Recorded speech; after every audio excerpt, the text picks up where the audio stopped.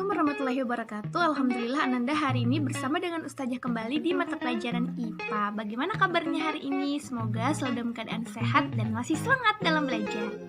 Nah, kemarin kita sudah mempelajari tentang Kingdom Plante atau dunia tumbuhan. Jadi hari ini kita akan belajar tentang Kingdom Animalia atau dunia hewan.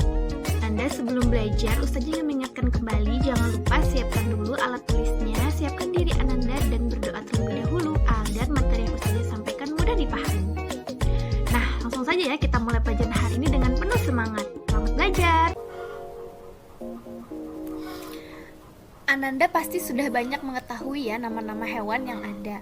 Nah, coba dari gambar yang Ustazah sajikan ini, apakah Ananda mengetahui semua nama dari hewan yang ada ini? Nah, kemudian kalau Ananda tahu namanya, bagaimana mengklasifikasikan hewan-hewan tersebut ya?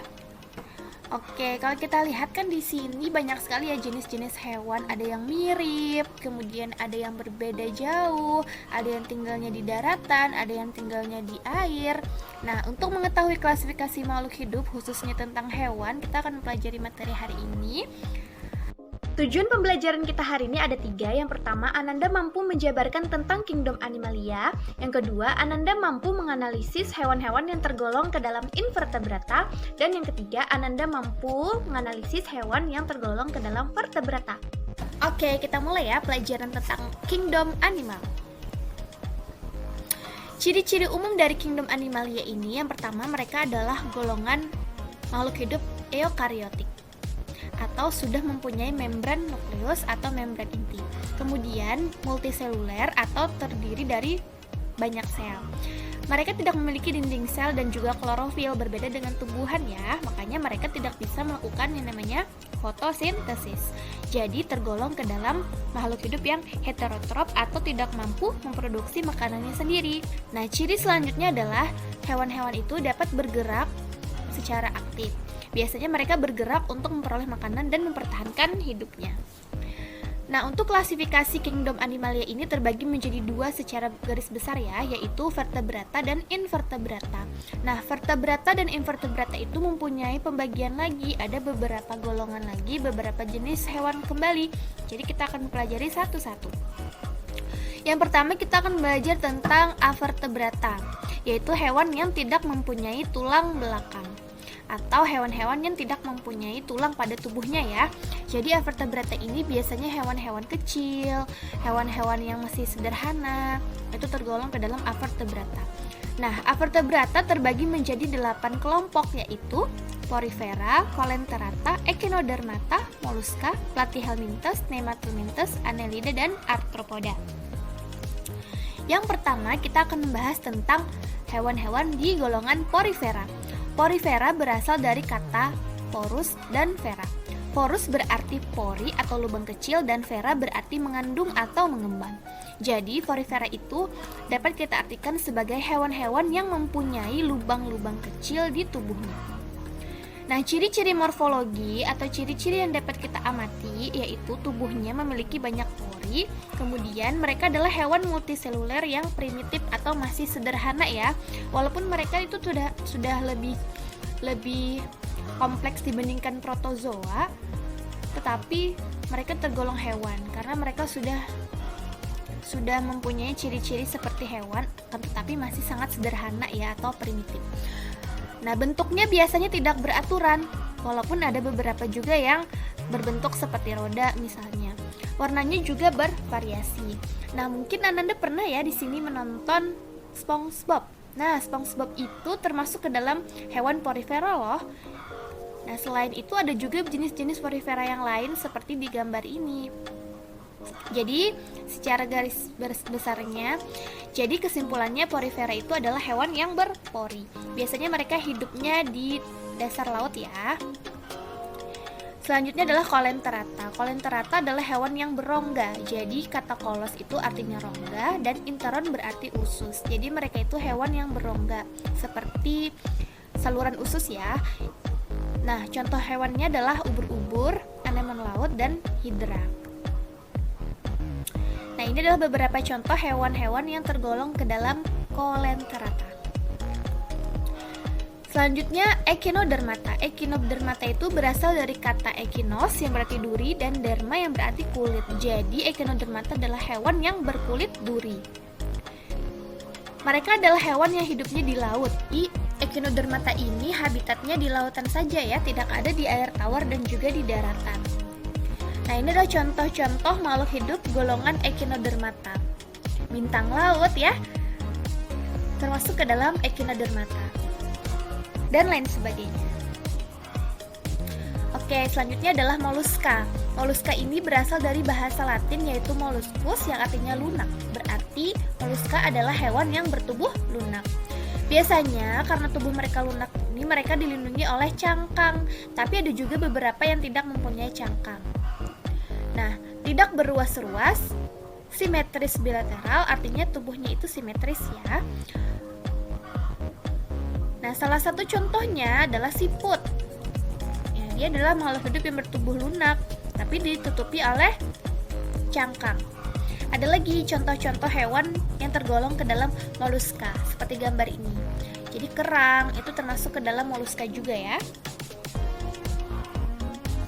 Atau hewan yang bertubuh lunak. Nah, selanjutnya adalah Platyhelminthes. Platyhelminthes berasal dari kata plety yang berarti pipih dan helminthes yang berarti cacing. Jadi, Platyhelminthes adalah cacing bertubuh pipih. Nah, Platyhelminthes ini hidupnya bebas dan bersifat parasit ya atau merugikan. Biasanya habitatnya di sungai, di danau, di laut atau di tempat-tempat yang lembab. Nah, apabila berada dalam tubuh organisme, dia akan bersifat parasit. Jadi dia bisa menyerang siput, sapi, babi, atau bahkan manusia.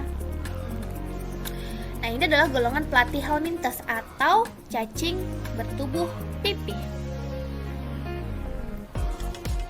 Selanjutnya adalah Nematilminthes. Nema berarti benang, helminthes berarti cacing. Jadi Nematilminthes adalah cacing benang atau berbentuk seperti benang yang panjang dan juga tipis ya. Ini adalah contoh-contoh dari Nematilminthes. Nematilminthes juga sama ya, sifatnya itu parasit atau merugikan. Oke. Selanjutnya adalah Annelida. Annelida berasal dari kata annulus yang berarti cincin dan eidos yang berarti bentuk. Jadi Annelida ini seperti bentuknya itu seperti cincin. Ya. Atau tubuhnya itu mempunyai segmen-segmen. Nah, contoh dari hewan yang tergolong Annelida adalah cacing tanah itu tergolong ya kepada Annelida, lintah juga sama.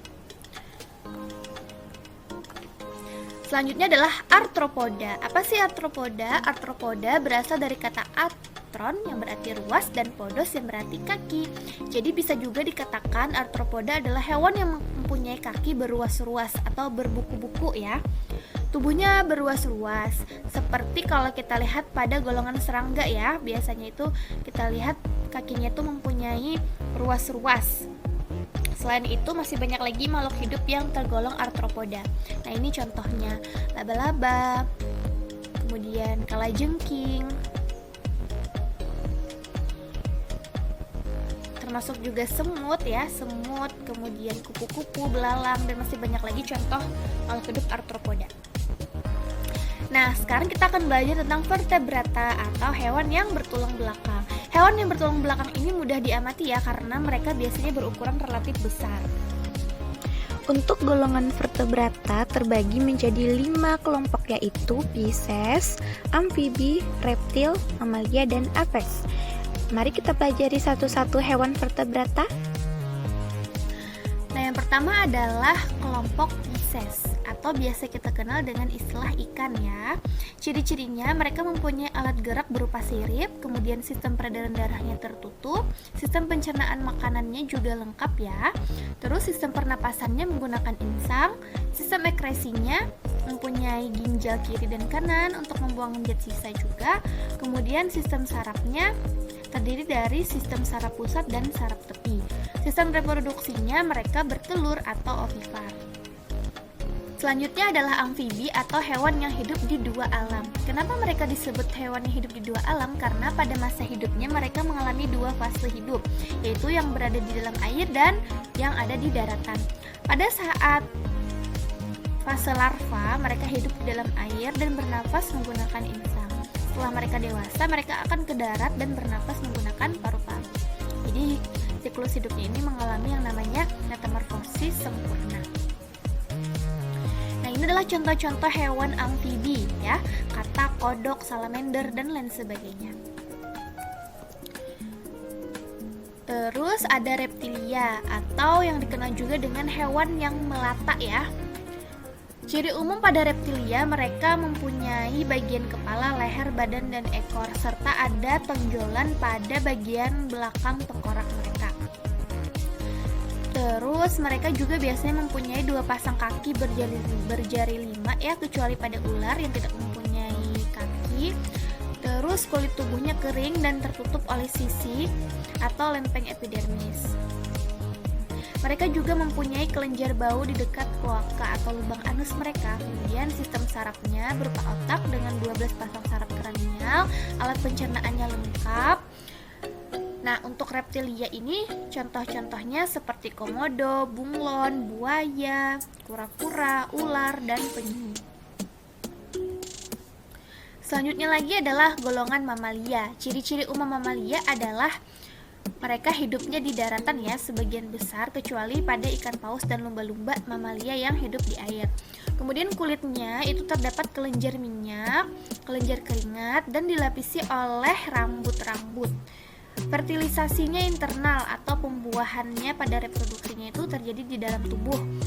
Kemudian bernafas dengan paru-paru, berdarah panas, memiliki ruang jantung sempurna, dan lain sebagainya. Nah, mamalia ini adalah kelompok kingdom Animalia, dan termasuk juga di situ adalah manusia ya. Jadi kita manusia termasuk ke dalam golongan mamalia juga, karena ciri-ciri kita itu meliputi ciri-ciri mamalia. Nah, contoh hewan yang tergolong mamalia ada singa, kuda, gajah, kanguru, dan masih banyak lagi hewan-hewan yang termasuk mamalia. Selanjutnya yang terakhir adalah aves atau sering juga disebut dengan unggas. Ciri-ciri umum aves adalah tubuhnya terdiri atas kepala, leher, badan, dan ekor, dan tubuhnya ditutupi oleh bulu ya. Yang paling dominan itu kita bisa membedakan karena aves ini mempunyai bulu. Biasanya lengan depannya dimodifikasi menjadi sayap dan bisa digunakan untuk terbang, walaupun beberapa golongan aves ada juga yang tidak bisa terbang. Alat geraknya juga bermacam-macam. Jadi kakinya mempunyai bentuk yang bermacam-macam, paruhnya juga bermacam-macam atau bervariasi. Nah, mereka berkembang biak dengan cara bertelur atau ovipar ya. Ini adalah contoh hewan aves atau unggas. Internalisasi nilai Islam sesuai dengan materi yang Ustazah sampaikan pada hari ini itu sangat banyak ya Ananda.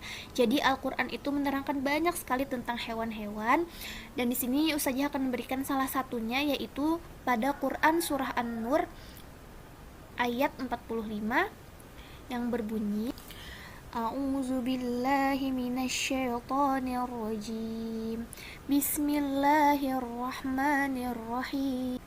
Batnihi ala yamshi man faminhum ma'im min dabatin kulla khalaqa wallahu arba'i ala yamshi man wa minhum rijlaini ala yamshi man wa minhum